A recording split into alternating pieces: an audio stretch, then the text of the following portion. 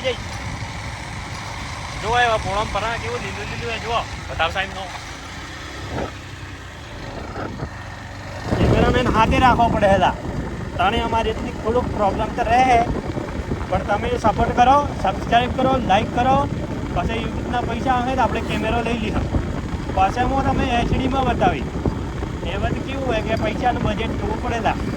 અમદાવાદ નોકરી કરતા 15,000 પગાર રૂપિયા નહીં બધા જોડે તો કર્મચારી પડેલા રજા પડે 500 માટે પડી